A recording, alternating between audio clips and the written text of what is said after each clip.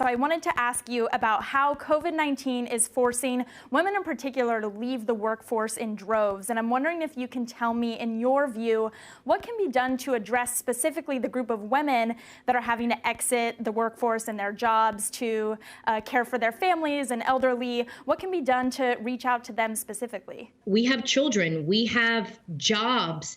Now we're teachers, not only, wearing the other 150 hats that we wear daily. I think it's important for our counterparts to realize what we do and what we need to help us feel seen, heard, and supported. I know when the first, phase of the pandemic came upon us, change is hard for me in general, right? But then on top of that, as a mom, you see, you're wearing so many hats. You want to make sure that you're doing the best that you can with the information, that you're given to take care of the household, to, make sure everyone, doesn't, because we're dealing with lots of anxiety, doesn't, lose it every, now and then, even though that's normal. You just want to make sure there's some type of balance. But there was so much change. And I know what helped me was being able to vocalize, hey, this is hard, and make sure that you have, a great group of people around you, including our men. I think that is probably one of the number one things if we're truly going to see change in that space. Yes, we women are strong. I feel like we naturally adjust, right? But at the same time, it's like we can't hold everything on our shoulders by ourselves. There's something that happens when you have your counterpart, your spouse, your male friend see you and say, wait a minute, we need to do something about this. And that's one of the reasons why I'm so excited to have partnered with Mars, because that's exactly what they're doing.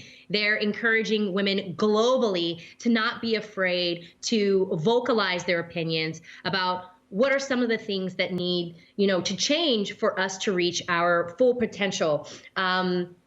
Whether that's having more, childcare in our workforce, and having 2 children, knowing that a company cares about that is huge. It takes a huge just weight off of your shoulders. Right. And Tamera, I'm wondering, is this fight personal for you? Have you experienced gender inequality in terms of pay or opportunity in the workplace? In Hollywood, it's something that, and I'm not the only one who has said this, but for years we have had to fight. And being a woman is already challenging, but being a woman of color takes it to, another level. And we see that in general, all across the globe. 51% of the population, is made up of women. But at the same time, we only, maybe get 32% of what men accumulate in their wealth. So that shows you that there is something going on there. And it's important for us to vocalize, one, have self-worth in ourselves, and know, hey, we deserve equal pay. If I'm doing the same amount of work, putting the same amount of time, I've educated myself, have the same amount of passion.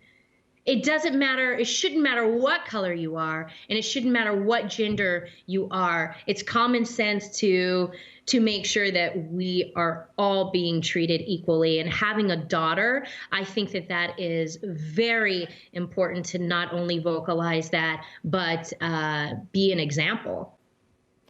And I'm wondering, you mentioned the importance of taking into account these intersectionalities and intersectional identities. What do you think that our new president, the Biden administration, can do to address inequality in an intersectional way?